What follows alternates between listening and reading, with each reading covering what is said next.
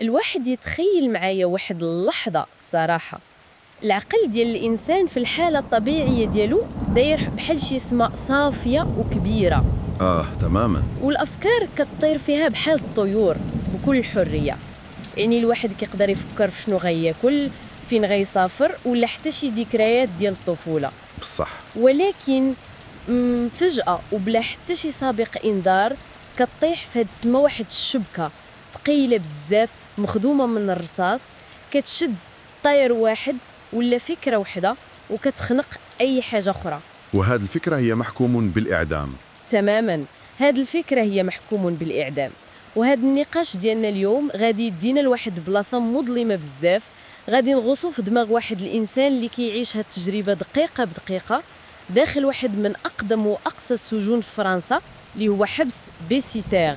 الصراحة هاد التشبيه ديال شبكة الرصاص دقيق لواحد الدرجة كبيرة بزاف، حيث ملي كنحكوا على السجن يعني الأغلبية ديال الناس كيفكروا في الحيوط العالية، سلوكة ديال الحديد وكذا، نيشان، والبيبان اللي كيتسدوا بواحد الصوت كيخلع. ولكن التجربة اللي غادي نعيشوها في هذا النص ديال فيكتور هيوغو اللي هو اليوم الأخير اللي محكوم بالإعدام كطرح لنا واحد البعد آخر تماما. كيفاش زعما؟ يعني شنو كيوقع ملي كيولي السجن الحقيقي ماشي هو داك البناء اللي داير بيك، ولكن هو الفكرة اللي كتدور لك في الراس. واو، ملي كتولي ديك الفكرة ديال الموت المحتوم هي السجان الحقيقي ديالك، والواحد ما كيقدرش يهرب منها لا بالليل ولا بالنهار. وهذا الشيء اللي غنحلوه في 20 فصل الأولى ديال الرواية. وهذا هو بالضبط اللي كيخلي هذا النص عبقري وكيخلع في نفس الوقت. وهنا بغيت نوضح للمستمعين واحد القضية مهمة قبل ما نتعمقوا. تفضلي. هذه الرواية فيها رسالة قوية ضد عقوبة الإعدام، ولكن حنا في هذه الجلسة ديالنا الهدف ديالنا ماشي هو ناخذ شي موقف سياسي ولا شخصي مع أو ضد. حنا غادي ننقلوا الأفكار والمشاعر كيف ما كاتبها الكاتب بالضبط. تماما، غير باش نعيشوا القصة بكل تفاصيلها النفسية. الكاتب أصلا ما كيعطيناش قصة تقليدية فيها بطل وشرير، كرمينا مباشرة في وسط العاصفة. متفقة معك. نهار النطق بالحكم السجين كيوصف لينا واحد المشهد غريب بزاف، والصراحة هاد اللقطة خلتني نحبس القراية ونفكر. لقطة المحكمة.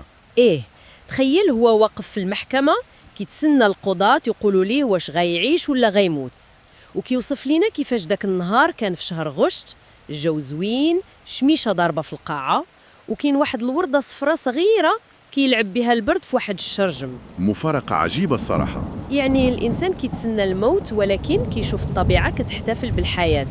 كيفاش العقل كيقدر يركز على وردة في لحظة في حال هادي؟ شوفي، هذه ماشي غير تفصيلة أدبية زوينة، هذا وصف دقيق لواحد الميكانيزم نفسي حقيقي كيسميه علماء النفس اليوم بالتنافر المعرفي ولا cognitive dissonance. سامعة بهذا المصطلح. العقل البشري ملي كيتعرض لواحد الضغط اللي فايت القياس بحال التهديد المباشر بالموت كيحاول يقلب على أي منفذ باش يهرب من الواقع، بحال شي آلية دفاع. نيشان آلية دفاع. ديك الوردة الصفاع وديك الشميشة كيمثلوا الاستمرارية ديال الحياة، بحال إلا العقل ديالو كيحاول يقنعو وكيقول ليه شوف الدنيا زوينة، مستحيل هاد الناس يقتلوك في نهار زوين بحال هذا. سبحان الله. هذا نوع من العمل مؤقت اللي كيحمي الإنسان من صدمة قبل ما تنزل عليه بحال الصاعقة. واخا الصراحة أنا معك في هذه القضية ديال التنافر المعرفي، ولكن بمجرد ما القاضي كينطق بالحكم كيوصلوا داكشي اللي كان خايف منه. تما كيتبدل كل شيء. السجين قال واحد الجملة خطيرة، حس بحال إلا كل شيء ولا باهت، بحال إلا طاح عليه شي حاجز زجاجي بينه وبين العالم. تماما. الناس كيهضروا وهو ما كيسمعوش مزيان، كيشوف غير حركات شفايفهم. هاد الشيء كيشبه بزاف لداك الشيء اللي كيعاودوا الناس اللي كيتلقاو اخبار خايبه في السبيطار مثلا، موراها ما بقيش كيسمعوا الطبيب شنو كيقول. بالضبط، هاد الظاهرة معروفة طبيا ونفسيا بتبدد الواقع ولا دي رياليزاسيون. مني كتنزل الصدمة الكبيرة الدماغ كيدير واحد ردة فعل بحال شي حاسوب اللي فتحوا فيه برامج كبار دقة واحدة فكيتبلوكا. كيطفى باش يحمي راسو. اي الدماغ كيقطع الاتصال الحسي الكامل مع المحيط باش يحمي الجسد من الانهيار التام. داك الحاجز الزجاجي اللي هضر عليه هو العزلة المطلقة. العزلة اللي بدات من ديك اللحظة. المجتمع في ديك اللحظة اللي تنطق فيها الحكم عزل هذا الإنسان، سحب منه البطاقة ديال الانتماء لعالم الأحياء، وخا هو مازال واقف على رجليه وكيشوف، ولكن ولا عبارة عن جثة مؤجلة الدفن. جثة مؤجلة الدفن، وصف قاصح بزاف ولكن حقيقي الصراحة. وهاد العزلة كتزيد تبان فاش كينقلوه لحبس بيسيتير. بيسيتير قصة أخرى هذاك. وهذه واحد النقطة أخرى اللي بغيت نناقشها معك. كيوصف هذا الحبس من برا بحال شي قصر كبير ومهيب، كيبان عنده هيبة، ولكن غير كيدخل ليه كيكتشف الخراب والوسخ والوحشة. تناقض كبير. بحال إلا الكاتب كيعطينا صورة على العدالة براسها، من برا كتبان منظمة وقانونية، ولكن من الداخل ملي كتقيس الإنسان كتلقاها غير عذاب. قراءة موفقة جدا صراحة. بيسيتير في هذا السياق ماشي مجرد مكان جغرافي، هو وحش كيتنفس، هو تجسيد للنظام العقابي اللي كيسحق الإنسان. وحش كيتنفس. ملي كتشوفه من بعيد كتحس بالنظام والقوة، ولكن الدخول البينيسيسير كيعني الدخول لواحد العالم سفلي عنده قوانينه وعنده حتى لغته الخاصة، وهذه مرحلة حاسمة في التدمير النفسي ديال السجين. مزيان ملي جبتي هاد القضية ديال اللغة، حيت الصراحة وقفتني بزاف. لغة الأرغو ياك؟ السجين كيبدا يكتشف باللي الحبس عنده واحد الهضرة ديالو، لغة الدم ولا السلانغ ديال الحباسة. كيوصف ديك الكلمات بحال شي حشرات مسخة كطير في الهواء. تعبير واعر هذا. كيسمعهم كيسميو المقصلة مثلا الأرملة، ولا الرأس المقطوع كيسميوه الطخونش. ولكن أنا الصراحة كنت بلاصتو وعارفة راسي غادي نموت من دابا سيمانات، آخر حاجة غتديوقني هي كيفاش الناس كيهضروا. واش ماشي مبالغ فيه أن اللغة تأثر فيه لهاد الدرجة؟ سؤال في محله الصراحة. يقدر يبان لينا في البداية أن اللغة مسألة ثانوية قدام الموت، ولكن خصنا نفهموا العمق ديالها. اللغة هي الأداة الوحيدة اللي كتربطنا بالواقع وبالناس. متفقة. ملي السجين كيدخل بيسيتير كيلقى راسو مجرد من الهوية ديالو، واللغة الوحيدة اللي ضايرة بيه هي لغة مبنية على العنف والجريمة. يعني كيحس براسو براني. تماما. السجناء كيبتكروا هاد اللغة كوسيلة دفاعية باش يضحكوا على المأساة. ملي كيسميو المقصلة أرملة هما كيستهزئوا بالموت، ولكن بالنسبة للسجين ديالنا هاد اللغة كتمثل الانحطاط التام. بحال إلا بغيتي تقول بحال ملي كتكون كتسمع لشي موسيقى زوينة وكلاسيكية وفجأة كيتبدل التردد ديال الراديو وكتولي تسمع غير التشاش والصداع ديال شي راديو ديال البوليس كيهضر على الجرائم. تشبيه ممتاز. داك التناقض كيوجع في المخ. هذاك التشاش هو اللي كيخليه يحس بالغربة المطلقة. هو كيشوف ديك اللغة بحال الوسخ كيلصق ليه في دماغه. هو ما باغيش يموت كمجرم وسط مجرمين، باغي يموت كإنسان، باغي يحافظ على إنسانيته. هاد الصدمة اللغوية كتزيد تأكد ليه باللي هو فقد الانتماء للمجتمع ديال برا، ولا جزء من هاد العالم السفلي اللي كيعيفو. وهنا فين كياخد واحد القرار اللي بان ليا غريب ومثير للاهتمام. الكتابة. وميات كيقول غادي نكتب اشنو كنحس. انا كنفكر لمن كتكتب اسيدي راك غادي تموت. سؤال منطقي. كنت انا اما غادي نبكي الليل والنهار، ولا غادي نفكر في شي خطه هوليووديه باش نهرب، ولا غنصلي ونتوب، ولكن باش نضيع اخر ايام حياتي كنكتب. علاش زعما؟ شنو الفائده؟ حيث الكتابة في هذه الحالة ماشي هواية وماشي ترفيه. الكتابة هي الأداة الوحيدة اللي بقات عنده باش يثبت الوجود ديالو. واو، يثبت الوجود ديالو. السجين كيسلبوه حريته وسميته والمستقبل ديالو. الحاجة الوحيدة اللي بقى كيملكها هي الألم ديالو. ملي كيقرر يكتب هو كيدير داكشي اللي سماه تشريح فكري للذات ديالو. تشريح فكري بحال شي طبيب كيشرح جثة. نيشان بحال شي جراح كيفتح الجرح ديالو قدام الناس. يعني بحال إلا باغي يخلي رسالة للمستقبل. بالضبط. هو باغي يحط دوك القضاة والناس اللي كيساندوا هاد العقوبة قدام المراية. باغي يقول لهم انتوما كيصحاب لكم العقوبة هي ديك اللحظة السريعة فاش كطيح الشفرة ديال المقصلة. وهي راه كتر من هكاك. لا، العقوبة الحقيقية هي هاد الأيام والأسابيع ديال العذاب النفسي، ديال الانتظار في زنزانة مظلمة، ديال الخوف اللي كياكل دماغه. الكتابة هنا هي فعل مقاومة. هو كيرفض يكون مجرد رقم في ملف، باغي يحول المعاناة ديالو لشهادة حية كتفضح هذاك النظام. فكرة قوية بزاف. وهاد المعاناة كتبلغ القمة ديالها ملي كيبدا يتفكر الذكريات ديالو والأشخاص اللي عزيزين عليه. ديك اللقطة صعيبة. كاين واحد المشهد اللي مستحيل شي حد يقراه وما يتأثرش، ملي كيتفكر بنته الصغيرة ماري اللي في العمر ديالها يالله 3 سنين. يالله 3 سنين بقى ملاك.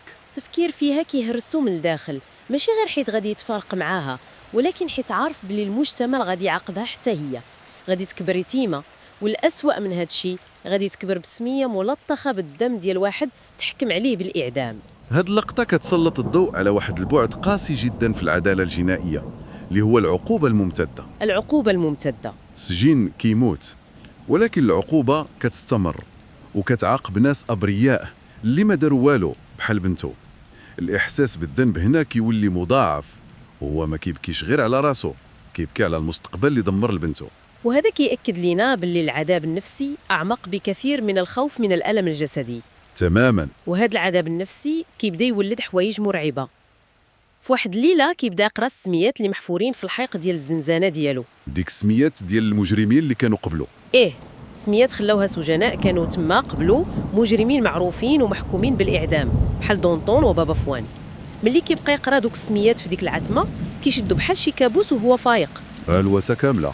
كيتخيل الأشباح ديال هاد المجرمين كاملين مقطوعين الراس وهازين ريوسهم في يديهم وكيدوروا به في الزنزانة. المشهد داير بحال شي فيلم رعب نفسي. واش هادشي نقدروا نعتبروه هلوسة ناتجة على الخوف ولا الدماغ ديالو بدا كيفقد السيطرة؟ علميا هادشي كيفسروه بالحرمان الحسي ولا sensory deprivation، ممزوج بارتفاع مهول في نسبة الكورتيزول بسبب الرعب. الخلعة. ملي كتحط إنسان في زنزانة خاوية، الإضاءة فيها قليلة وما كاين حتى محفزات خارجية، الدماغ البشري كيبدا يقلب على أي حاجة باش يحللها. بحال إلا كيخلق واقع من والو. ملي كيلقى غير حيوط خاويين وسميات محفورة، الدماغ كيستعمل داك الفراغ كشاشة كيعرض فيها أسوأ المخاوف ديالو. هاد الأشباح اللي هازين ريوسهم هما تجسيد مادي للفكرة الوحيدة اللي مسيطرة عليه، اللي هي المقصلة. يا إلهي، الزنزانة تحولت في دماغه من مكان مادي لمقبرة حية. مقبرة حية وصف دقيق جدا صراحة. وهذا الرعب الداخلي غادي يتلاقى مع رعب خارجي لا يقل عليه قساوة في الفصول اللي موراها. غادي نوصلوا لواحد المشهد اللي الصراحة خلاني مصدومة. المشهد ديال غالير. السجين كيوقف واحد شرجم كيطلع على الساحة ديال الحبس، كيتفرج في واحد الحدث اللي كيتسناوه السجناء اللي محكومين بالأعمال الشاقة اللي كيتسماو لي غالير وغاديين لمدينة طولون. هذاك من أقوى المشاهد في الرواية. كيوصف لينا الجو، الشتا كطيح باردة بزاف، السجناء عريانين كيتراعدوا في الغيس، والحدادين كيضربوا بالمطارق الكبار باش يسدوا السلاسل الحديدية على العناق ديالهم. المشهد قاسي بزاف الصراحة. هذا المشهد هو ذروة التشريح لوحشية النظام العقابي في القرن التاسع عشر. يعني الكاتب بغى يصدمنا. الكاتب استعمل هذا اللقطة باش يبين كيفاش النظام اللي كيدعي أنه كيحقق العدالة وكينظف المجتمع هو في الحقيقة كينزل بالإنسان لمرتبة أقل من الحيوان. بصح هادوك السجناء كيتعروا في برد الشتاء، كيتكاووا بالحديد وكيتعاملوا كأشياء ماشي كبشر. الصوت ديال ديك المطارق على السلاسل الحديدية هو عبارة عن إيقاع ديال واحد الموت بطيء ومذل. ولكن اللي طيح ليا الكواري واللي خلاني نحبس عقلي هو ردة فعل ديال هاد السجناء براسهم. الصدمة الحقيقية تماك. وسط داك العذاب وداك الغيس والمطارق كيبداو يغنيو ويشطحوا بحال شي طقوس شيطانية، فهمتي؟ وملي كيشوفوا السجين المحكوم بالإعدام كيطلع عليهم من الشرجم كيعرفوه، وعوض ما يشفقوا عليه كيديروا العكس تماما.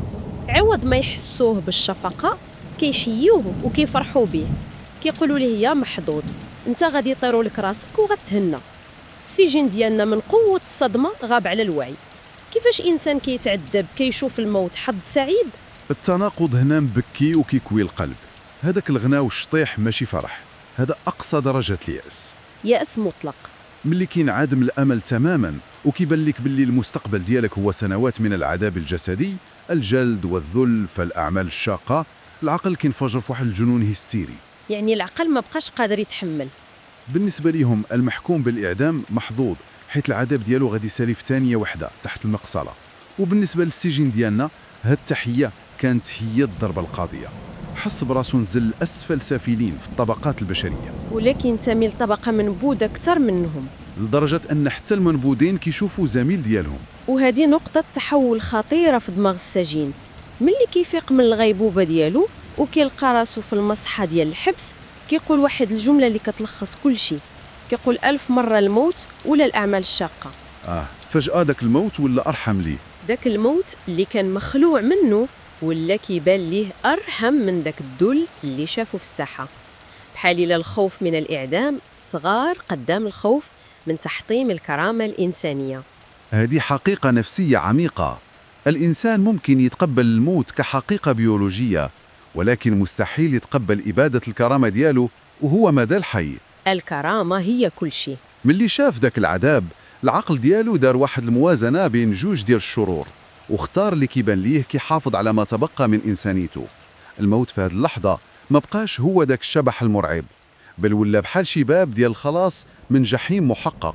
وهذا هو قمة العذاب، ملي النظام كيخليك تتمنى الموت باش ترتاح. نيشان. وملي كنهضروا على المصحة، هنا الكاتب كيبدا يلعب بواحد الوتر آخر اللي هو قساوة الأمل. السجين ملي كيكون مريض ومرتاح شوية في المصحة كيبدا يرجع ليه الأمل، كيبدا يفكر واقيلا كاين شي طريقة نهرب. كيتعلق بقشة. وفي وسط هاد الخيالات الزوينة كيسمع واحد الصوت، صوت نقي طفولي وزوين بزاف، ديال واحد البنت صغيرة عندها شي 15 عام كتغني تحت الشرجم. هذا اللقطة ديال الأغنية هي من بين أذكى الاستعارات في الرواية الصراحة. كيفاش؟ الصوت الطفولي والنقي كيمثل داك الأمل البسيط اللي باغي تشبت به، كيمثل البراءة، الحرية والحياة اللي برا أسوار بستار. ولكن يا ريت تكون بقات غير في الصوت. الصدمة هي ملي كيركز في الكلمات ديال الأغنية، كيلقى ديك البنت البريئة اللي صوتها بحال الملاك كتغني بالأرغو، ديك اللغة د الحبس الموسخة اللي هضرنا عليها، كتغني كلمات ديال الإجرام والقتل. إيه، وهو براسو كيوصفها بواحد التشبيه كيقشعر اللحم، بحال شي لعاب ديال شي حلزون أو بوجعران داز فوق شي وردة زوينة وسخة. ديك البراءة تقتلات وتوسخات بالبيئة ديال السجن. هذا ميساج قوي بزاف على التأثير المدمر ديال بيئة السجن والمجتمع اللي كيخلقها. السجن ماشي غير كيعاقب المجرمين، بل كيفرز واحد الثقافة سامة كتسرب حتى الجيل الجاي، بحال ديك البنية الصغيرة. يعني الحلقة كتدور وكتكبر. ديك الأغنية اللي كان ممكن تكون رسالة ديال الأمل تحولت لرسالة يأس، كتأكد ليه باللي لا مفر من هذا العالم المظلم. الأمل في هذه الرواية ديما كيبان باش يتقتل بطريقة أبشع وأقسى. الأمل غير أداة لتعميق الجراح. تماما. وهذا القتل ديال الأمل غادي يوصل للمرحلة النهائية والأخيرة في الرواية، النهار الموعود، الفصل 21. كيعاود السجين كيفاش الباب ديال الزنزانة كيتحل في الصباح بكري، كيدخل مدير الحبس. وهذا المدير ولا ظريف بشكل غريب. اللي غريب ومرعب هو أن هذا المدير ولا ظريف معاه بزاف، كيهضر معاه بحنية، وهذا الظرافة في حد ذاتها كتطير العقل، حيت ماشي العادة ديالو. موراها كيدخل قسيس باش يطلب منه يتوب، ومن بعد كيدخل موثق المحكمة أو المحضر. هذا المحضر كيهز ورقة وكيقرأ عليه القرار الرسمي. تم رفض الطعن ديالك، الاستئناف ترفض. اللحظة اللي كينطق فيها المحضر بالجملة القاتلة: الحكم غادي يتنفذ اليوم. هاد الكلمات كيمثلوا النهاية الفعلية ديال داك الانتظار المجهول والبداية ديال العد التنازلي الحقيقي للموت. ديك الكلمة ديال اليوم كتهرس ديك المسافة الزمنية اللي كان العقل كيتخبى فيها. دابا ما بقاش السجين كيتسنى وما بقاش كيفكر في الهرب، دابا خاصو يجمع راسو ويخرج من البيسيتير باش يمشي للسجن الكونسيرجوري اللي هو المحطة الأخيرة قبل الساحة فين غيتقطع راسو. الإجراءات بدات والآلة بدات كدور. إلى حللنا هذه اللحظة غادي نلقاو أن العقل البشري اللي كان متشبت بواحد الخيط رفيع جدا ديال الأمل اللي هو داك الطعن في الحكم كيتعرض لقطيعة نهائية. تقطع داك الخيط الصغير. هاد الأخبار كتهرس أي ذرة أمل بقات. في ديك اللحظة السجين كيولي بحال شي آلة كيستسلم للقدر المحتوم، مبقاش عنده جهد يقاوم. حتى الطريقة باش كيوصف داك الموثق ولا المدير ولا القسيس كيبين باللي هاد الناس كيديروا غير خدمتهم. بالنسبة لهم هذا غير روتين يومي، إجراء إداري بحال أي إجراء، ورقة خصها تسنى وتتنفذ. بينما بالنسبة ليه هو هذه هي نهاية الكون ديالو، نهاية الوجود كله. وهذه هي القسوة الحقيقية. الموت كيولي مجرد معاملة إدارية، طابع فوق ورقة. الصراحة هاد الشيء اللي عشنا في هذه الغوص في التفاصيل ديال دماغ هاد السجين داخل حيوط بالستار كان فعلا رحلة ثقيلة وقوية. متفق معاك. عشنا معاه الخوف، الهلوسات، التناقضات وفقدان الأمل. الكاتب قدر يخلينا نحس بذاك الرعب خطوة بخطوة. واللي عبقري ومدهش في هادشي كامل أننا حتى لهذه اللحظة ما عرفناش حتى سمية السجين، وما عرفناش حتى شنو الجريمة اللي دار. الجريمة اللي دار باش يتحكم عليه بالإعدام مجهولة. وداك الشيء مقصود 100% زعما. التجهيل ديال الاسم والجريمة ماشي نسيان من الكاتب، تقنية أدبية. هو تقنية أدبية مقصودة باش يخلي السجين يمثل أي إنسان، هوغو بغى القارئ يتعاطف مع الإنسان كإنسان بغض النظر على واش هو مذنب ولا بريء وشنو دار بالضبط. باش نركزوا على العذاب ماشي على الجريمة. التركيز كله كان على العذاب النفسي اللي كيولدوا الانتظار ديال الموت.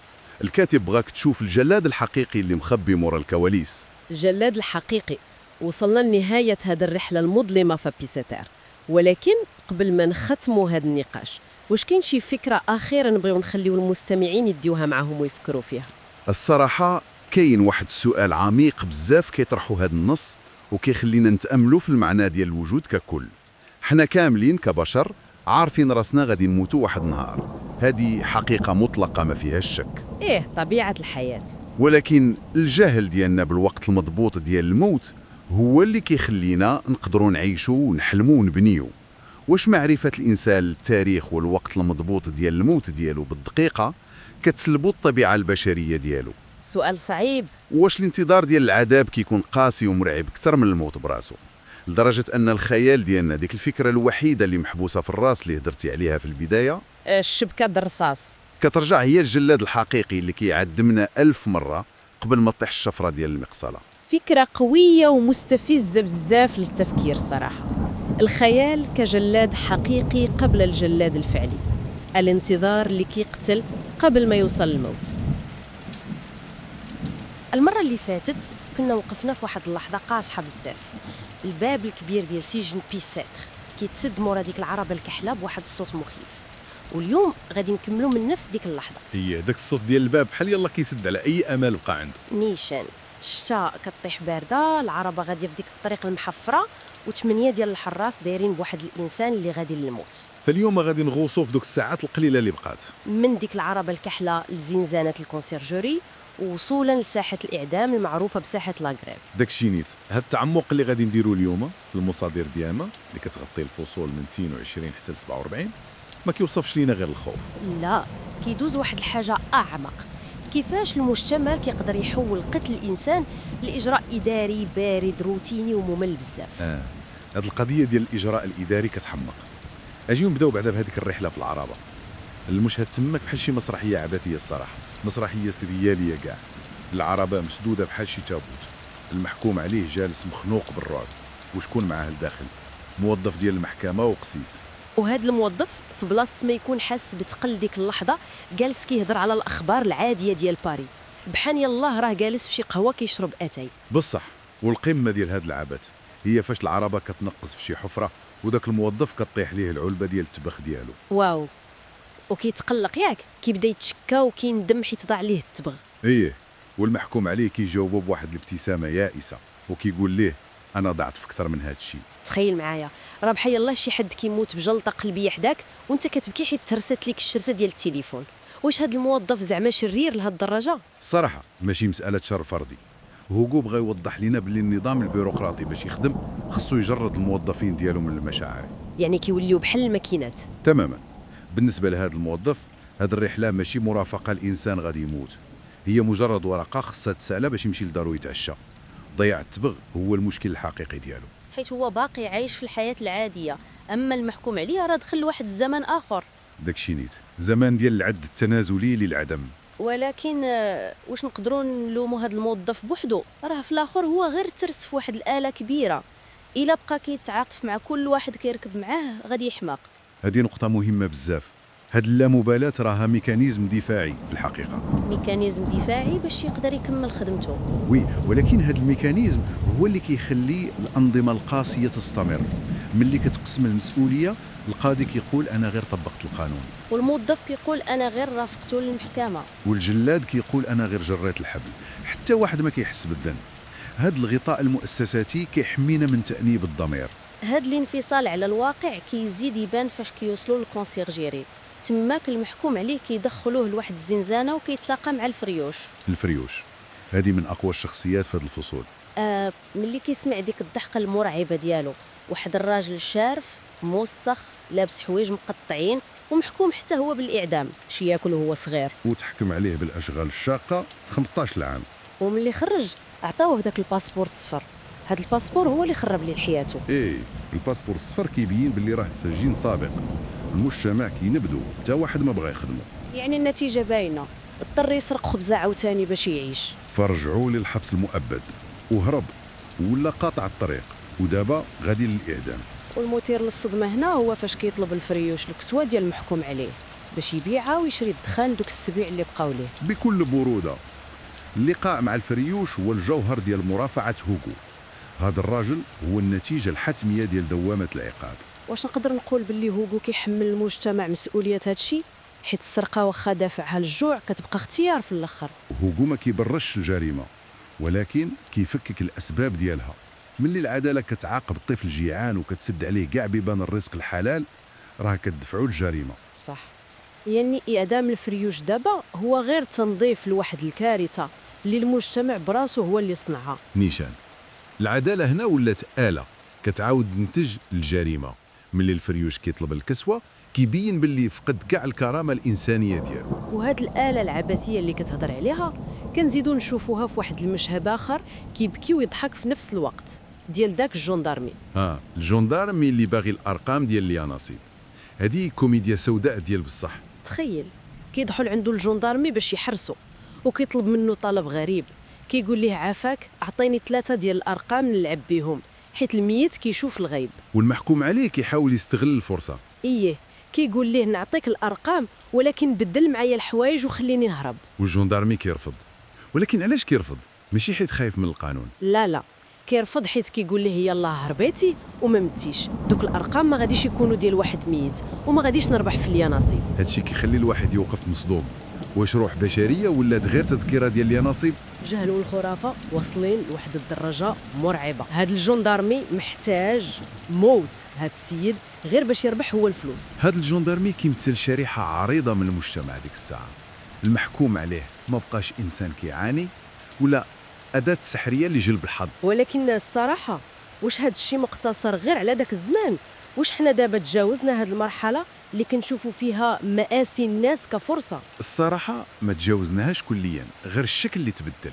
اليوم يقدر الواحد ما يطلبش ارقام اليانصيب، ولكن فكر في كيفاش كنستاهل كل مآس. بحال دوك الفيديوهات والجرائم اللي كتولي محتوى في السوشيال ميديا وكتدخل ارباح خياليه. داكشي نيت. المعاناه كتحول لمحتوى كيتباع ويتشرى. اليوم كاينين انظمه محتاجه المآسي باش ترفع نسب المشاهده. هذا هو التجريد من الانسانيه اللي هضر عليه هوغو. وهذا التجريد غادي يوصل لقمه كيقاسوها في واحد اللحظه اللي كتهرس القلب فاش كيجيبوا ليه بنته الصغيره ماري. اصعب مشهد في الروايه كامله. انسان غادي يموت بعد ساعات كيتسنى حضن دافئ من بنته اللي عندها 3 سنين، ولكن الصدمه كانت امضى من شفره المغسله. ماري ما كتعرفوش. البنت كتهرب منه، اللحيه، الشحوب، حوايج الحبس بدلوه، كتقول ليه يا سيدي مسيو. والأسوأ من هاد الشيء كتقول ليه باللي باها مات وهو في السما. وماشي غير هكاك، جابت معاها واحد الورقه عطاتها ليها المربيه وكتبدا تهجى الحروف ديالها حيت يلاه كتعلم تقرا حاء كاف ميم حكم. ورقه حكم الاعدام ديال باها ولات غير لعبه في يديها. واو، مشهد قاسي بزاف. واش نقدروا نقولوا باللي هذه هي اللحظه اللي مات فيها فعليا هذا الانسان؟ بكل تاكيد هذا هو الموت الروحي. هوغو كيستعمل هذا المشهد باش يقول لنا باللي الاعدام ما كيقتلش غير الجاني، كيدمر شبكه كامله من العلاقات. ماري دابا ولات يتيمه بقوه القانون. العداله كتطبع الورقه وكتنفذ وكتغسل يديها بلا ما تفكر في التداعيات على الجيل الجاي. يعني النظام كيعاقب الجيل الحالي وكيوجد ضحايا ديال الجيل الجاي. شكون يضمن لنا ماري ما تضيعش وتولي بحال الفريوش؟ هذا هو الاستنتاج. تحطيم الروابط الأسرية، توريط العار والفقر، هادو كلهم كيغديو آلات الجريمة. النظام كيحسب ليه كيقطع رأس الفساد وهو غير كيزرع بذور جديدة في الأطفال اللي كيخليوهم مورا المحكومين. نيشان، وهاد الآلة اللي ما كترحمش كتوصل للمرحلة الأخيرة، الاستعدادات النهائية باش يديوه للساحة، يدخلوا الجلادين. التعامل ديالهم كيكون مهني بزاف بحال شي عمال في مصنع. كيقصوا ليه شعره باش ما يعكسش الشفرة، كيقطعوا الكول ديال القميص باش العنق يبقى عريان. الإحساس بديك البرودة ديال المقص على العنق خلاه يرتجف. ومن بعد الرحلة الأخيرة في العربة المفتوحة لساحة لاغريف، الجماهير كتغوت وتضحك بحال يلاه في شي مهرجان. وملي كيوصل وكيشوف المقصلة كيطلق داك التوسل الأخير يائس للقاضي. عافاك غير 5 دقائق نتسنى العفو. 5 دقائق؟ علاش 5 دقائق وهو عارف بلي النهاية محتومة؟ واش غريزة البقاء كتخلي الإنسان يتشبت بالوهم حتى الآخر ثانية؟ غريزة البقاء ما كتعرفش المنطق. بالنسبة لواحد غادي للعدم 5 دقائق راها عمر كامل، فرصة توقع شي معجزة. ولكن الصدمة هي الرد ديال النظام. الجلاد والقاضي كيتعاملوا ببرودة. الجلاد كيقول للقاضي باللي خصهم يزربوا. علاش؟ حيت الشتا كطيح وخايفين الحديد ديال الماكينة يصدى.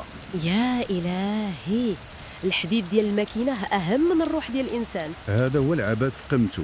الإنسان في ديك اللحظة ولا أقل قيمة من الصيانة ديال الآلة اللي غادي تقتلو. هادشي مرعب. الإعدام كيولي غير عملية تقنية خصها دوز بأقل تكلفة، واخا التكلفة الإنسانية غالية بزاف.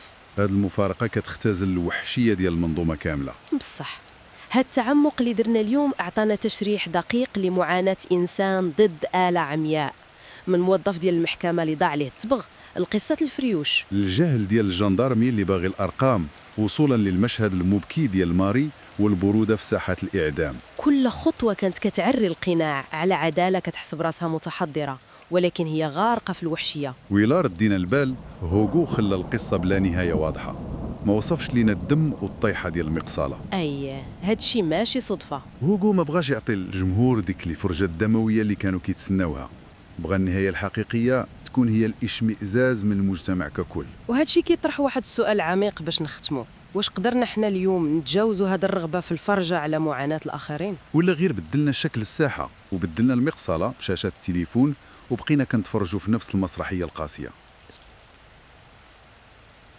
تخيلي معايا شي مكانة كتحس بالوقت باللور، تيك تاك تيك تاك.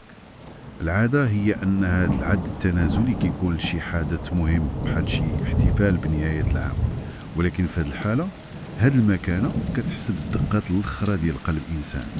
الصراحة هذاك هو الرعب الحقيقي اللي كيبدا العد التنازلي للموت. كل ثانية كتولي كابوس ثقيل، وكل دقيقة كتولي بحال شي قرن ديال المعاناة. داكشي نيت قراءتنا المعمقة اليوم بخصها باش نعيشوا هذه التجربة لحظة بلحظة. غادي نغوصوا في أحداث الجزء الثالث والأخير من رائعة فيكتور هوغو، اليوم الأخير اللي محكوم بالإعدام، وتحديدا الفصلين 48 و 49. المهمة ديالنا في هذا الغوص العميق ماشي غير نعاودوا القصة، ولكن بغينا ندخلوا لذاك العقل اللي كيتسنى الموت، ونفهموا الآليات النفسية والمجتمعية اللي كتحرك هذا المشهد. وي وإلا عقلتي الرحلة السابقة وقفت في واحد اللحظة قاسية بزاف. غادرنا السجين وهو خارج من سجن الكونسيرجيري، في ديك العربة الكحلة اللي مسدودة بحال شي قبر كيتحرك. داك القبر اللي غادي وسط الشتاء والبرد القارس ديال باريس. هذا الانتقال من الكونسيرجوري للمرحلة الموالية هو انتقال مرعب من الخوف النظري لواحد المواجهة تطبيقية ومباشرة مع الموت. زعما ما بقاش عنده فين يهرب أو يفكر في شي احتمال ديال النجاة. لا ما بقاش. السرد هنا كياخد طابع درامي ومظلم بزاف. ملي كتعرف بلي النهاية محددة بالدقيقة، ديك المسافة النفسية اللي بقات هي اللي كتولي صعيبة. السجين دابا كيحس بالموت في برودة الجو وفي صوت العربة. متفق معاك. المهم العربة الكحلة وصلت للوجهة ديالها، كانوصلوا مع السجين لقاعة المدينة أو أوتيل دو فيل. الساعة دابا 3 د العشية. كيدخلوا لواحد الغرفة مظلمة ومقوسة، بحال شي قبو بارد تماما. وفي هذه الغرفة كاينين 3 ديال الرجال كيتسناو، واحد فيهم غليظ وجهه احمر ولابس مزيان، هذا هو سامسا الجلاد الشهير ديال باريس، ومعاه 2 مساعدين ديالو. وهنا كيبداو واحد الإجراء مرعب اللي كيتسمى طواليط الموت. المساعدين كيقربوا منه بالزربة وبلا حس بحال شي قطوط. كيفاش زعما كيقادوا ليه حوايجو للخشبة؟ لا العكس تماما، كيشدوه وكيبداو يقطعوا ليه شعره بطريقة عشوائية. المقص البارد كيقيس العنق ديالو، كيربطوا ليه يديه بخيط غليظ وكيقطعوا ليه الياقة ديال القاموس باش العنق يبقى عريان تماما للمقصلة. واو، صراحة هذا المشهد كيجيني بحال الكواليس ديال شي مسرحية مرعبة. الممثل كيجهزوه باش يخرج للخشبة، ولكن هذه الخشبة هي النهاية ديالو. واش هادشي غير إجراء روتيني أمني؟ التشبيه ديالك بكواليس المسرح دقيق بزاف. هذا الإجراء راه أبعد ما يكون عن مجرد روتين أمني. هذه عملية سيكولوجيا ممنهجة ديال التجريد من الإنسانية، أو داكشي اللي كيتسمى ديومانيزاسيون. يعني كيمسحوا ليه الشخصية ديالو بالمرة. وي تماما. ملي كيقطعوا ليه شعره بحال شي حيوان ويقطعوا قميصه، هما كيمحيو الهوية ديالو. داك السجين كإنسان عنده اسم وماضي كيموت في هذيك الغرفة قبل ما يوصل للمقصلة، كيحولوه لشي حزمة مجهزة خصيصا باش تطابق مع الآلة. بلاتي اسمح لي نوقفك هنا، حيت كاينه واحد اللحظه في هذه الغرفه صدمتني بزاف وما قدرتش نستوعبها. وسط هذه الاجراءات البارده الجلاد وهو كيقطع الشعر بالغلق كيقيس عنق السجين. وشنو كيقول لي ديك الساعة؟ كيقول لي بكل ادب وهدوء تام: اسمح لي يا سيدي، واش قصحتك؟ كيفاش هذا التناقض الصارخ؟ كيفاش الواحد غادي يقطع راس انسان من دابا شويه وكيهضر معاه بهذه اللباقه المرعبه؟ واش هذا سيكوبات؟ لا ماشي سيكوبات، هاد اللباقة هي قمة الرعب، وهي أقوى إدانة كيوجهها فيكتور هوغو للنظام القضائي. هاد الأدب كيبين لنا باللي آلة القتل ولات روتينية وعادية. يعني داك الجلاد كيدير غير خدمته بحال اي موظف. بالضبط، الجلاد ما كيكرهش السجين، هو غير موظف مخلص للبيروقراطية ديال الموت. ملي كيقول ليه اسمح لي واش قصحتك، هذا كيعني أن الألم الجسدي البسيط راه خارج على البروتوكول المتفق عليه. البروتوكول كيقول بلي الراس خاصو يتقطع بسلاسه وفي وقت محدد. وأي جرح قبل ديك اللحظة هو خطأ مهني خاصو يعتذر عليه. النظام كيقتل ببرودة الدم وبأدب كامل. هاد الظاهرة كتشبه لداكشي اللي هضرت عليه حنا آرنت في تفاهة الشر. فكرة أن القتل اللي يولي بروتوكول مهني وأخطاء مهنية كتخلي الحمل الواحد يتشوكه. المهم الإجراءات ديال الطواليت كتسالي والباب الخارجي كيتفتح أخيرا. السجين كيخرج للعالم الخارجي لآخر مرة. واش اللي غادي يلقى برا؟ أول حاجة كتضربو من غير ديك الشطة الرقيقة والباردة هي شي حاجة أكثر رعبا: الغواد. الآلاف ديال الناس واقفين في ساحة كريف، كيركبوه في كاروسة عادية ومكشوفة وكيجلسوه بالظهر للحصان. يعني كيشوف غير اللور. هاد التفصيلة حتى هي ما جاتش غير هكاك، هذا جزء من التعذيب النفسي المبرمج. كيفاش زعما؟ واش ملي كيجلس بالظهر كيعاني اكثر؟ وي، الانسان ملي كيكون غادي في شي طريق طبيعته كيشوف القدام المستقبل، ولكن هاد السجين ما بقاش عنده مستقبل باش يشوفه، كيجبروه يشوف غير داكشي اللي خلاه وراه، الزناقي اللي داز منها والحياة اللي كتبعد عليه. وهذا الإحساس بالعجز كيزيد يضخمو داك الجمهور اللي كيتفرج. الصدمة الكبيرة هي التفاعل ديال دوك الناس فرحانة وكتغوت، أجرين الشراجم ديال الطيور اللي كتطلع على الساحة بأثمنة خيالية بحال شي مهرجان ولا حفلة كبيرة. داكشي نيت. العيالات كيشوفوا بحماس، وكاين اللي داير فيها تجارة، كيبيع بلايص مزيانة للفرجة. كيفاش مجتمع كيعتبر راسو متحضر كيحول عملية إزهاق روح لتسلية وفرجة. هذا هو الجرح اللي بغاه هوغو يعريه. هذه فرصة نفهموا سيكولوجيا الجماهير. ملي الفرد كيدوب وسط الآلاف كيفقد الهوية الفردية ديالو، والضمير كيتلاشى حيت كيتوزع للكل. الغرائز البدائية هي اللي كتحكم ديك الساعة. تماما، الجماهير كتحول كيان متعطش للدم. فيكتور هوغو كيبرز هاد التناقض. السجين كيعيش تراجيديا بكل المقاييس، ألم وخوف ووحدة، والمجتمع في المقابل كيعيش كوميديا واحتفال. هذا نفاق مجتمعي كبير. وهذا التناقض السجين براسو لاحظو وعبر عليه. كاينه ديك المقولة ديالو اللي وقفاتني بزاف، ملي شاف داك البحر ديال البشر حيدين طرابيشهم دور وجوه القص وقال ليه: هما حيدوا الطرابش وانا غنحيد الراس. يا سخرية سوداء قاهرة وفيها وعي مأساوي بالموقف اللي هو فيه. هاد الجملة كتختزل الفجوة المرعبة بين اللي كيموت واللي كيتفرج. بحال يلاه كيقول لهم: هذا هو الثمن ديال الاحتفال ديالكم. والعربة غادية ببطء شديد في ديك الزناقي، الدوران على القنطرة وظهور داك البرج الكحل في وسط الضباب. الرحلة كتبان بحال شي كابوس ممتد. العالم ما كيوقفش حيت شي واحد غادي يموت، الحوانيت مفتوحة، الناس كتبيع وتشري، والحياة مستمرة. وفي وسط هاد الاستمرارية كيتجر هو الموت. هاد اللامبالاة ديال الكون هي اللي كتعطي للموت داك الطعم المر ديالو. أخيرا كتوصل العربة لساحة كريف. أول حاجة كتطيح عليها عين السجين هي الآلة الحمراء المقصلة، واقفة بحال شي وحش كيتسنى. الشفا فيها كافية باش تسلب منه آخر نقطة ديال الجهد. وي، رجليه كيفشلو وما كيبقاش قادر يوقف. وهنا الغريزة ديال البقاء كتدفعو لآخر محاولة يائسة. كيطلب يدير تصريح أخير غير باش يربح الوقت. كيدخلوه الغرفة وكيدخل عنده قاضي، وهنا السجين كينهار تماما، كيطيح على ركاردي وكيطلب العفو الملكي. كيبكي وكيترجاه غير 5 دقائق إضافية. كيقول لهم باللي مستحيل يموت في هذا العمر الصغير، هو باقي شاب والحياة باقا قدامه. هذا الانهيار هو قمة الصدق الإنساني. في هذه اللحظة كل الأقنعة كتطيح، ما بقاش كيهمو الكرامة، كيتشبت بأي قشة حيت دقيقة وحدة كتولي عندها قيمة الظهر كامل. وهذا الشيء اللي كيتسمى تمدد الوقت.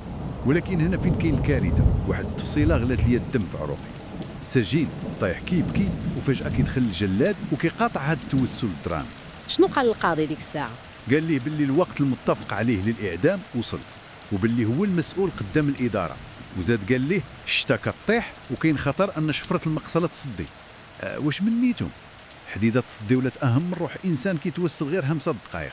الصدمه ديالك في محلها. هاد التفصيله البارده هي المسمار الاخير اللي كيدقو هوغو في عناش عقوبه الاعدام. المنظومه ولات كتهتم بسلامه الالم والمقصله المعدنيه اكثر من حياه الانسان. يعني الجلاد ما بقاش انسان ولا غير ميكانيكي خايف على الدوزان ديالو يخسر. تماما. هاد اللحظه كتجسد السقوط الاخلاقي المدوي ديال العداله، ملي كتولي حياه الانسان مجرد عقبه قدام الصيانه التقنيه ديال آلات القتل. كنفهموا بلي المجتمع فقد البوصله الانسانيه. قوانين الدم كتحولنا لآلات مبرمجه. خلاص مرعبه، آلات مبرمجه على القتل البارد. المهم القاضي والجلاد كيخرجوا كيخليوه بوحدو مع 2 بوليس في ديك الغرفه المظلمه. السجين جالس كيتسنى شي مرسول يجري بالعفو، كيتسنى شي معجزه. الهدوء كيكون مرعب في هذيك اللحظه. وفجاه كيسمع خطوات طالعه في الدروج، شي واحد جاي. الجمله الاخيره في الكتاب كامل اللي كيسد بها هوغو هذه التحفه الادبيه هي 2 كلمات فقط مكتوبين بحروف كبيره وكانهم غوات. الرابعه. هاد النهايه المبتوره عبقريه لابعد بحدود. فيكتور هوغو قرر عن قصد ما يوصفش لحظه قطع الراس، ما هدرش على الدم والشفره. علاش؟ حيت الاعدام الحقيقي سال قبل من ديك اللحظه. الاعدام الحقيقي هو ذاك العذاب النفسي البطيء. وي، داك الانتظار المرعب وداك الامل اللي كيذبح آلاف المرات قبل ما يذبح العنق. ملي كيكتب الرابعه وكيحبس كيخلي القارئ هو اللي يسمع صوت الشفره كطيح في مخيلته. الجريمه الحقيقيه هي التجريد من الانسانيه اللي دارته الدوله والمجتمع. هذه الفكره ديال ان التعذيب النفسي هو الجريمه الاكبر كتخلي الواحد يعاود يرتب افكاره. ملي كيسكت صوت السجين كيبداو تساؤلات اخرى كطرح راسها. هضرنا بزاف على ذاك الجمهور اللي كان فرحان في ساحه كريب، وحسينا بنوع من التفوق الاخلاقي عليهم. بحال اللي يلا حنا متحضرين وهما كانوا متوحشين. داك الشيء نيت. ولكن كاين واحد الفخ بغيت نطرحه في هذه اللحظه الختاميه. اليوم حنا كنعيشوا في واحد العصر اللي فيه هوس كبير ببرامج الوثائقيات ديال الجرائم الحقيقيه وتشو كرايم. الصراحه هذه نقطه مهمه بزاف. كنجلسوا في ديورنا مرتاحين، كنشربوا قهوه وكنتفرجوا في تفاصيل الجرائم الدمويه ومعاناه ديال الناس حقيقيين كنوع من الترفيه والتسليه. واش هذا الهوس المعاصر ديالنا ماشي هو النسخه الرقميه ديال دوك الناس اللي كانوا دايرين الشراجم في باريس باش يتفرجوا في المقصله؟ مجرد التفكير فيها كيخلع، حيت كيبين اللي الغريزه باقا هي. واش مازال حنا نفس ذاك الجمهور المتعطش للقصص المأساوية، والفرق الوحيد هو أن الشاشة هي اللي ولات كتفصلنا على الساحة الملتحقة بالدم؟ هذا واحد السؤال عميق كنخليو للتأمل. تخيلوا معايا هذا المشهد المرعب اللي كيسالي به مسار أي إنسان محكوم عليه بالإعدام. كنهضروا على اللحظات الأخرى، ديك اللحظة ديال الاستعداد باش كيجيو الجلادين للزنزانة وكتحس برودة المقص الحديد وهو كيقيس العنق باش يقطع الشعر والياقة القميص. باش يخليو الطريق مسرحة الموسد المقصلة. تماما. ومن بعد الرحلة المروعة، ديك العربة المفتوحة كتمخض فوق الحجر ديال الزنقة، والمحكوم كيشوف الجماهير غافرة في كل القنت، عينيها حمرين كتغوت بحال شي وحش باغي يشوف الدم. وهذا المسار كامل غادي كيوصل لساحة لاغريف فين كاينه ديك الماكينة الخشبية المقصلة كتسنى. الصراحة هذا الرعب كامل عشناه في التفاصيل الدقيقة رائعة فيكتور هوغو اللي هضرنا عليها في السابق، آخر يوم لمحكومين بالإعدام. بصح، ولكن اللي غادي نكتشفوه اليوم في هذا التحليل المعمق ديالنا المصادر هو أن هذا المشهد الدموي ماشي مجرد خيال أو محاولة باش الكاتب يخلق الرعب. زعما هوغو استعمل هذا الكابوس لسبب واحد، باش يطيح القناع على مجتمع كامل. لي كتير الاهتمام هنا هو هذا السقوط ديال القناع بالضبط. هذا الشيء اللي كيخلي هذا العمل الأدبي يتحول لوثيقة تاريخية وسياسية خطيرة. يعني فاش خرج هذا الكتاب في الأول الكاتب خبى السمية ديالو، خلاه يبان بحال شي مذكرات مجهولة لشي محكوم حقيقي أو مجرد تمرين أدبي. صح. الناس قراوته صدماتو وتفاعلت معه، ولكن من بعد في المقدمة اللي ضافها الكاتب واللي كنفكوها اليوم كيرجع وكيكشف على النوايا الحقيقية ديالو. كيقول بوضوح باللي هذا الكتاب هو مرافعة مباشرة سياسية واجتماعية ضد عقوبة الإعدام. ما بقاش مخبي ورا الروايه. لا، ولا كيواجه النظام والنفاق المجتمعي وجها لوجه. واخا اجي نفكوا هذه النقطه ديال النفاق السياسي حيت خصنا نشرحوها مزيان. المصدر كيرجع بينا لفرنسا ديال ثوره يوليوز عام 1830. في ديك الوقيته البرلمانيين والسياسيين ناضوا كيبكيو ويغوطوا في البرلمان وكيناديو بالغاء عقوبه الاعدام. الواحد فاش كيسمع هذا الشيء غادي يقول يا هاد الناس وصلوا لواحد الدرجة عالية من الإنسانية. ايوا الحقيقه اللي كشفها يوغو كانت صادمه ومقززه. هاد السياسيين ما تسوقوش للانسانيه، بغاو يلغيو الاعدام لسبب واحد بسيط. كانوا 4 ديال الوزراء من الطبقه المخمليه ديالهم متورطين في جرائم سياسيه ومحاوله انقلاب، وكانت المقصله كتسناهم. يعني بغاو يفصلوا قانون على المقاس باش يعتقوا صحابهم من ديك الماكينة د الموت. هذا هو التلاعب بالقانون في أسوأ الصور ديالو، فهمتيني؟ تماما. النظام بغى يحيد المقصله كاش كيتعلق الامر بالطبقه الراقيه والسياسيين، ولكن فاش كيتعلق الامر بالفقراء والمهمشين والناس د الشارع اللي ضاقت بهم الدنيا ودفعوهم الجوع للسرقه، ديك المقصرة كترجع تخدم عادي وبلا حتى شي تأنيب ضمير. هوغو في المقدمة ديالو كان كيشوف هاد التناقض بحال شي جريمة كبر من جريمة المحكومين براسو. والمصدر كيعطينا امثله مرعبه وموثقه من الواقع باش يبين الوحشيه العبثيه ديال هذه العقوبه. دوك الامثله الصراحه كيدوروا المعده. كيبينوا باللي هاد الشيء ما عنده حتى علاقة بالعدالة. بحال دابا الإعدام اللي وقع في مدينة بامية ديك الوقيته. تخيل المشهد، المحكوم كيحط راسو، الجلاد كيطلق الموس ديال المقصله، ولكن الموس ما هبطش مزيان في السكه ديالو. يا لطيف. كيضرب المحكوم في عنقه، كيفرعو ولكن ما كيقطعوش. المحكوم كيغوت بالجهد والدم كيشرشر، والجلاد بلا حتى شي ضرة الإنسانية كيعاود يطلع الموس ويهبطو. وهاد القضية تعاودت 5 ديال المرات. 5 المرات. والمحكوم كيتقطع وكيطلب الرحمة قدام الناس. واش هذه هي العدالة اللي كيهضروا عليها؟ والمصيبه الكبيره فاش الماكينه ما بغاتش تخدم، المساعد ديال الجلاد طلع فوق ظهر داك المحكوم وجبد موس د القزار ما نجيبو وبدا كيقطع ليه في عنقه بطريقه بدائيه وحشيه. واه هادشي كيخلع الصراحه. والمصدر كيزيد ياكد هاد العبثيه بمثال اخر ديال واحد المراه تحكمت بالاعدام في مدينه ديجون. حتى هي نفس السيناريو، الماكينه ما قطعتش راسها مزيان وبقاو الجلادين كيترتروا فيها ويجروا ليها راسها بجهدهم وهي كتغوت حتى فصلوا على الجسد بالقوه.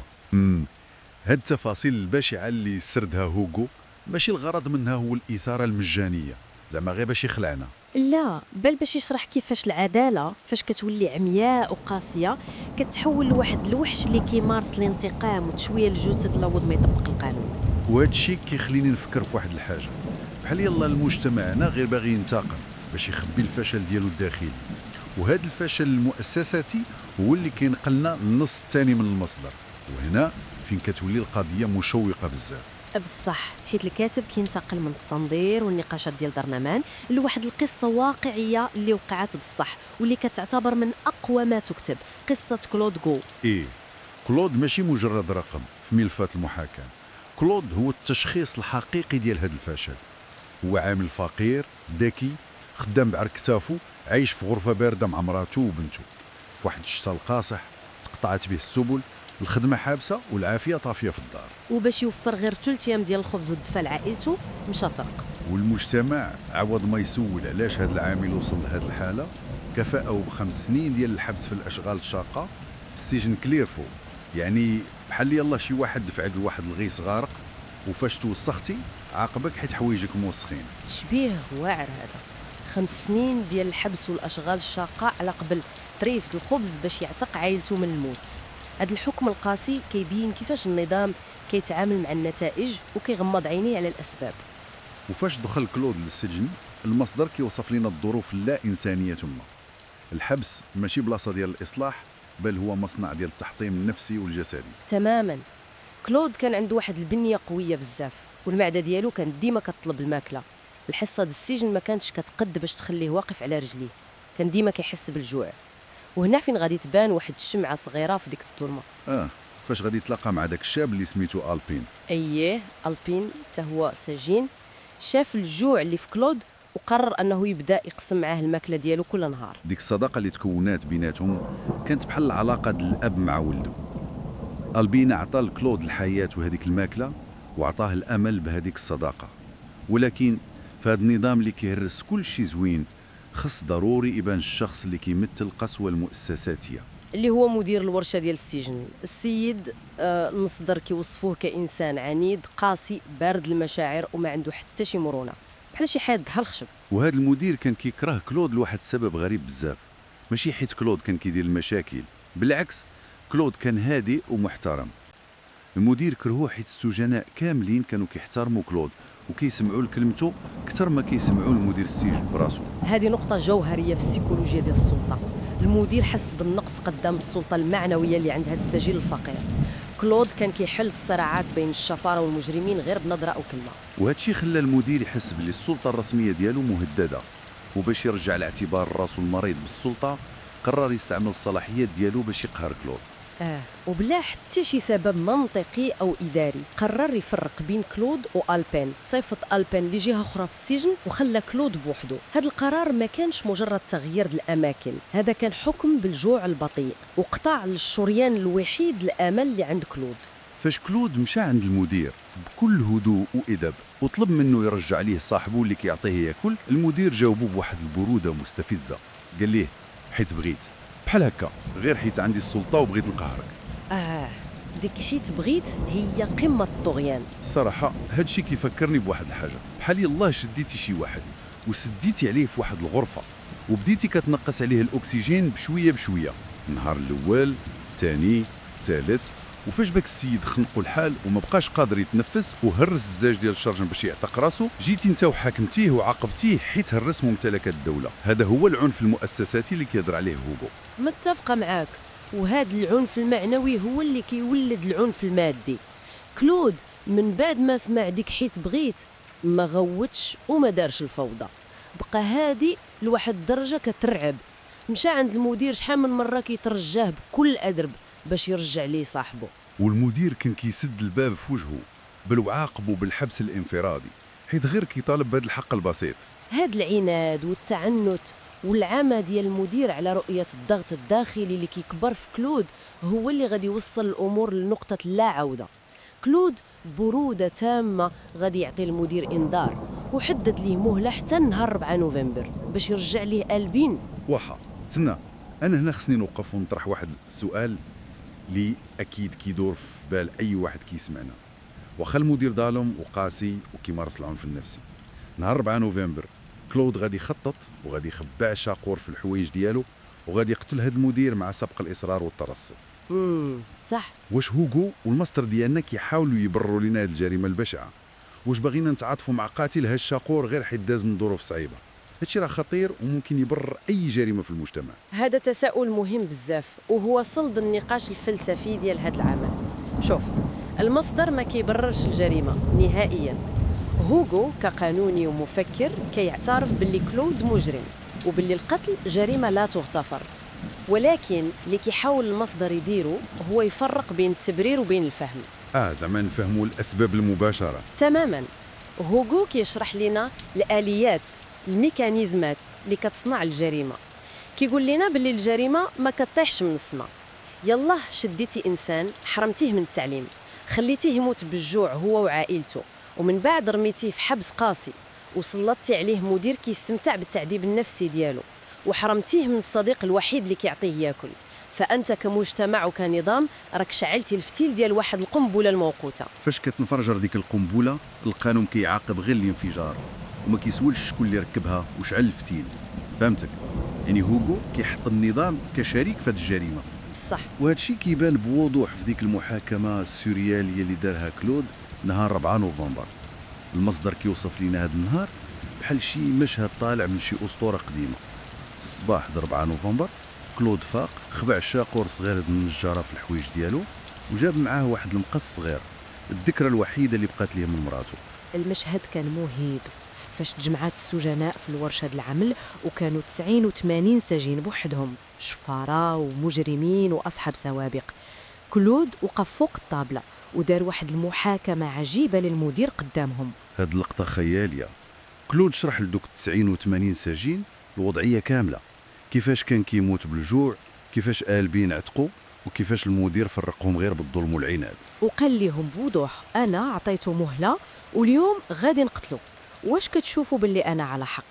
تخيل معايا 90 و80 مجرم سكتوا كاملين، الصمت ساد في الورشه، بحال يلاه وافقوا بالاجماع على هذا الحكم. المفارقة الخطيرة اللي خيصورها هو هنا هي أن هاد المنبوذين ديال المجتمع داروا محاكمة أكثر عدالة وإنصاف من منظورهم من المحاكم الرسمية ضد الدولة اللي حطتهم تم أصلا. ومن بعد كلود فرق الحوايج ديالو القلال عليهم، بحال شي واحد كيصفي الحسابات ديالو مع الدنيا وكيوصي باش يوزعوا داكشي القليل اللي بقى ليه. اللحظه ديال التنفيذ فاش دخل المدير الورشه كانت ثقيله وكتمسح اي امل في التراجع. إيه المدير دخل بوجهه المعتاد المتكبر والبارد، ما كيتسوقش للمشاعر ديال الناس اللي تحت منه. كلود تبعه بخطوات هادئة ومشى عنده سولو المرة الأخرى وكل أدب: أستاذ واش كاين شي أمل ترجع ليا قلبين؟ والمدير بلا حتى ما يكلف راسو يتلفت ليه ويشوف في عينيه جاوبه بنفس البرودة القاتلة والتجرف: مستحيل قلت لك حيت بغيت.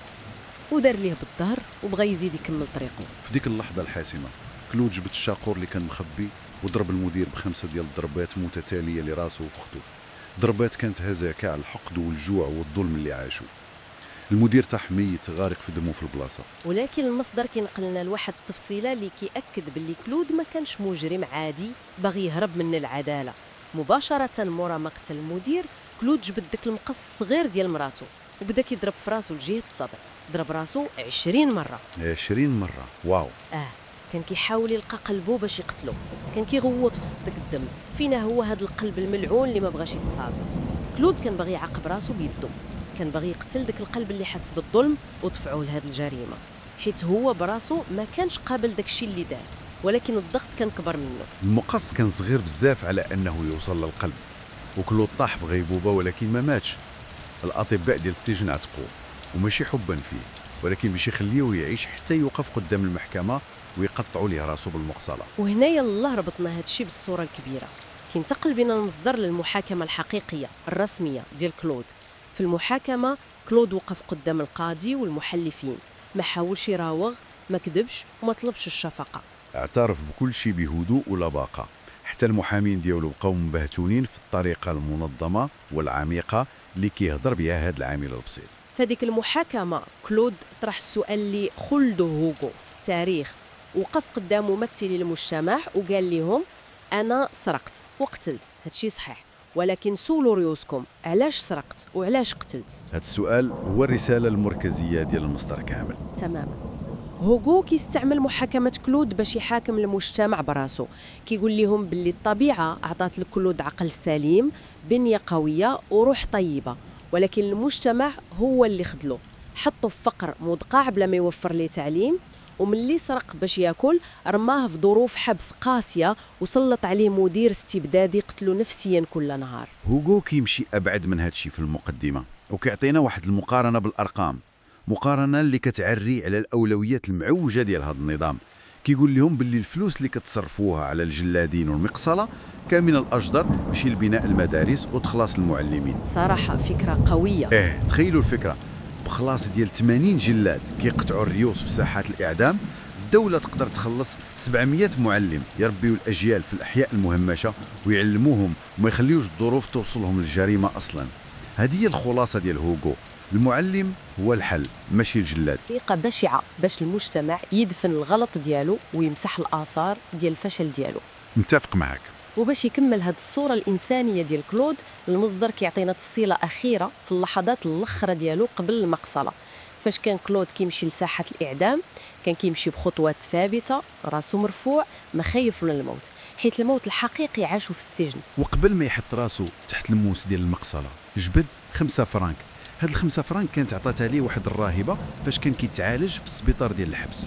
عطاها لذاك القصيص اللي كان مرافقه وقال ليه كلمة واحدة: هذه للفقراء. إنسان على بعد ثواني من قطع راسه وباقي كيفكر في الفقراء اللي عاش المعاناة ديالهم واللي عارف بلي المجتمع غادي يزيد يطحنهم كيف ما طحنوه هو. ايوا شنو كيعني هادشي كامل؟ الصراحة هاد التفصيلة الاخرى ديال 5 فرانك كتلخص كل شيء، كتلخص الإنسانية اللي بقات صامدة في قلب كلود واخا المجتمع حاول يرجعو وحش. هاد النقاش ديال اليوم في خبايا آخر يوم المحكوم بالإعدام، وقصة كلود ماشي غير سرد التاريخ داز عليه قرنين، هادشي كيخلينا نشوفوا باللي الآليات اللي كتصنع الجريمة باقا هي. الفقر، التهميش، الجهل والمؤسسات اللي كتقمع عوض ما تصلح. كلود جو كان ممكن يكون إنسان عظيم، كان ممكن يكون عامل كيبني البلاد أو أب كيربي أجيال، كون غير لقى مجتمع وفر ليه مدرسة كتعلمه وعمل كيحفظ ليه الكرامة ديالو، عاود سجن كيقمعه جلاد كيقطع ليه راسه في ساحة عامة. وهذا هو التحدي اللي باغينا نصدر نواجهوه، أننا نشوفوا ما وراء الجريمة. واش المؤسسات ديالنا حتى في العصر الحالي كتعالج المرض من الجذور ديالو، ولا غير كتسنى المريض يطيح باش تعاقبه وتهنى منه؟ هاد القصة هي دعوة مستمرة باش نعاودوا نظرف مفهومنا للعدالة وكيفاش كنبنيو المجتمعات ديالنا. تماما. وهذا الشيء كيطرح علينا واحد التساؤل خطير ومخيف، تساؤل اللي غادي يبقى يدور في بال أي واحد عاش معنا هاد التفاصيل ديال اليوم. يلا كان المجتمع بتركيبته وبلا مساواة ديالو وبالظروف القاسية اللي كيخلقها للطبقات المسحوقة هو السبب الرئيسي في صناعة المجرم ودفع إنسان بحال كلود روغو باش يوصل للحافة. واش العدالة الحقيقية كتحقق فعلا تحت ديك المقصلة الباردة وفي ساحة الإعدام، ولا العدالة الحقيقية كان خصها تبدا في التضارب، في مدارس الأطفال، في دعم الأحياء المهمشة، وتوفير الكرامة، سنين وسنين طويلة قبل ما يتصنع ذاك المقص وتبنى ديك المقصلة أصلا. نتلقاو في النقاش المعمق الجاي.